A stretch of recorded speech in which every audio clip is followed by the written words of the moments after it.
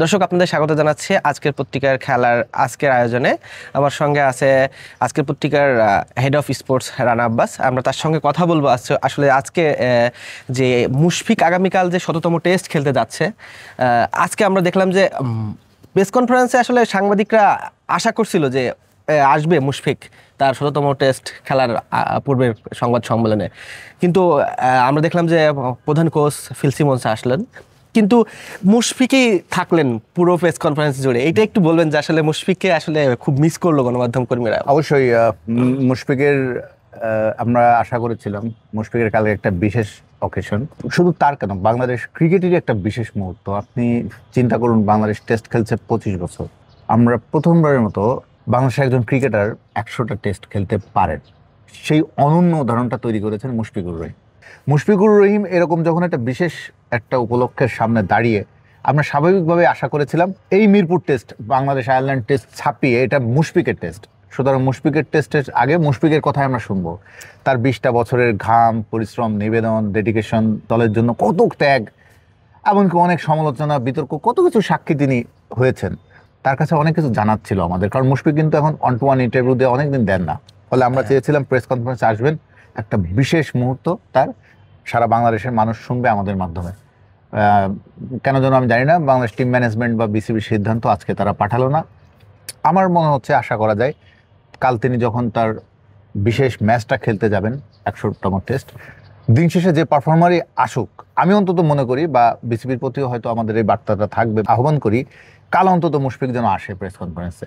আমরা সংবাদ সম্মেলনে আরেকটা বিষয় লক্ষ্য করেছি যে প্রধান কোচকে প্রশ্ন করা হয়েছিল আপনি মুশফিকের জায়গায় কাউকে দেখছেন কিনা, বাট তিনি কিন্তু আসলে ওইভাবে একটা কনফিডেন্সের সাথে বলতে পারে নাই যে আমি এই ভবিষ্যতের এই ক্রিকেটারকে বাংলাদেশের আমি দেখছি, মুশফিকের জায়গাটা নিবে।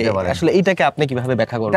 আসলেই ব্যাখ্যা কিভাবে করবেন? মুশফিক তো মুশফিক, তিনি নিজেকে ওই পর্যায়ে তৈরি করেছেন নিজেকে, তার প্রত্যেকটা ইন্ডিভিজুয়াল আলাদা। মুশফিকের মতো আরেকজন মুশফিক হবে না, হয়তো আরেকজন নতুন অন্য খেলোয়াড় হবে হয়তো, কিন্তু মুশফিকুর রহিমের নিবেদনটা বা তিনি যেভাবে নিজেকে ভেঙেছেন, গড়েছেন, এটা মানুষের একটা অনেক খেলোয়াড়, তরুণ খেলোয়াড়দেরকে অনুপ্রাণিত করবে। আবার মুশফিকের এই দেখানো পথ ধরে তারা হাঁটার চেষ্টা করবে। মুশফিক হচ্ছে একটা অনেকের আইডল বাংলাদেশ ক্রিকেটে। মুশফিকের দেখা পথে তার যে সততা, খেলাটার সঙ্গে কখনো বেইমানি করেন নেই, অসততা করেন নেই, খেলাটাকে অনেকভাবে মানুষ কলুষিত করে, কলঙ্কিত করে। বা আমরা অনেক ভালো প্লেয়ারকে দেখেছি যে মাঠে অসাধারণ খেলেন, মাঠের বাইরে অনেক রকম সমালোচনা, নেগেটিভ কাজের সঙ্গে যুক্ত থাকেন, কিন্তু মুশফিকের ক্ষেত্রে আপনি কখনো খুঁজে পাবেন না। মুশফিক সবার আগে তার তৈরি হওয়াটা খুব গোছানো, শৃঙ্খল, এত ডিসিপ্লিন একটা লাইফ তার। আসলে এই ডিসিপ্লিন লাইফটাই কি উনাকে ১০০তম ম্যাচ খেলতে সহায়তা করে? অবশ্যই এই ডিসিপ্লিন, আপনি লাইফে যদি ডিসিপ্লিন না থাকেন, আপনি মাঠে ফোকাস থাকা খুব টাফ। ক্রিকেট বা স্পোর্টসে যারা থাকেন, আপনি কিন্তু ফোকাস যদি না থাকেন, ডিসিপ্লিন না থাকেন, শৃঙ্খলার বোধ যদি আপনার মনের মধ্যে না থাকে, তাহলে কিন্তু আপনার মনোযোগ অন্যদিকে চলে যাবে, আপনি আসল জায়গায় থাকতে পারবেন না। আপনার যে মূল কাজ ক্রিকেট খেলাটা বা মাঠে খেলাটা, এই খেলাটার জন্য যে নিখুঁত মনোযোগটা দরকার হয়, সেটা একমাত্র সুশৃঙ্খল মানুষের ক্ষেত্রে সুযোগ হয়। আমি যতদূর জানি, আমার মুশফিক কেরিয়ারের শুরুর দিকে যখন উনি ২০০৫-এ আসলেন, ৫, ৬, ৭, ৮ এই ৩-৪ বছর কিন্তু ওনার স্ট্রাগল পিরিয়ড।